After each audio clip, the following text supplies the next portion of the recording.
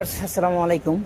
তো আমরা তো অনেকেই কুমিল্লা বাঞ্ছারামপুর একটা মাজার সম্পর্কে জানি, সেটা হলো রাহাত আলী শাহ মাজার। তো রাহাত আলী শাহ মাজারের অনেকেই যে মুরিদ আছে, আমি অনেকের সাথে আমার পরিচয় আছে, তাদেরকে আমি জিজ্ঞাসা করলাম যে তোমরা কি কখনো তোমার যে পীর আছে সে পীর নামাজ পড়ছে এভাবে দেখছো? বলে না, আমার পীরের কোনো ওয়াক্ত মতো নামাজ পড়া লাগে না, আমার পীর হাঁটতে গেলে নামাজ পড়ে। চিন্তা করেন কতটুকু ভণ্ড মূর্খ হইলে তা বিশ্বাস করে। বাংলাদেশের মানুষ হইলে মুসলিম প্রিয় মানুষ, তারা ইসলামকে ভালোবাসে, ধর্মপ্রাণ মুসলমান। অনেকেই এইটাকে ব্যবসা হিসেবে নিয়ে নিয়েছে, ধর্মটাকে ব্যবসা হিসেবে নিয়ে নিচ্ছে। আমি বারবার বলি, কখনোই দেখে মাঝারে যে মানুষ দান করে, একটা জীবিত মানুষের কোনো কিছু দেওয়ার ক্ষমতা নাই, অথচ যারা মাজার ভক্ত তারা মাজারে যে দান করে তারা মনে করে যে মাজার তাদেরকে কিছু দিতে পারবে। আপনি বিশ্বাস করেন, আল্লাহর কসম কোনো মাজারের পীর দরগা আপনাকে কোনো কিছু দিতে পারবে না, স্বয়ং আমার আল্লাহ ছাড়া। জীবিত মানুষ না খেয়ে কঙ্কাল হয়ে মারা যায়, কিন্তু মৃত মানুষের দরবারে টাকার অভাব হয় না। এই গরু দান করে, ওই গরু দান করে, মাজারে মাজারে, এগুলো হলো মাজার পন্থী ভণ্ডগুলার কাজ।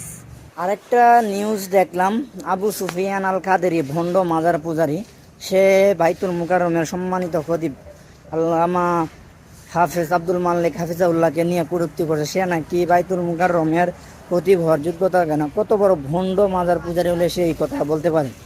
এত কথা আমি বলতে চাইছিলাম না, মূল যে বিষয় নিয়ে কথা বলতে চাইলাম সেটা হলো এই যে রাহাত আলী শাহ আমার যে ছেলেটা, তার মুরিদ রাহাত আলী শাহ মুরিদ, সে দেখলাম প্রতি মাগরিবের নামাজে নামাজে সে রাহাত আলী শাহর ছবির মধ্যে এই পূজা করতো। আস্তাগফিরুল্লাহ, শিরকি কাজ। কতবার বুঝাইছি, সে বুঝে না।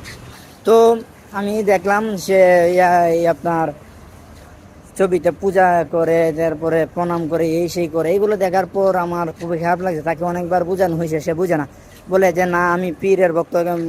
সে কি করে, বছরে বছরে সেই মাজারের আপনার ধান করে, গরু দেয়, এই দে সেই দে। আসলে মানুষ এখন মনে করে যে নামাজ ছাড়া পীরে তাদেরকে জান্নাতে নিয়ে যাবে। আল্লাহ ছাড়া কেউ মাবুদ নাই, কেউ এই বাংলাদেশে যত শিরকি কাজ আছে সব হয় মাজারে। নাম দিছে মাজার, এই মাজার ওই মাজার, যেগুলোতে গাঁজা জুয়া আড্ডা জমে নারীদেরকে নিয়ে নাচানাচি করে। বাংলাদেশ সরকারের উচিত এইগুলাকে, ভণ্ড মাজারগুলাকে ভেঙে ঘুরিয়ে দেওয়া উচিত। ধর্মকে পুঁজি করে ব্যবসা করে মাজার দেয়, সিন্নি দেয়, এই দেয় সেই দেয়। এগুলাকে বাংলাদেশ সরকারের আইনের আওতায় এনে কঠোর বিচার করা উচিত।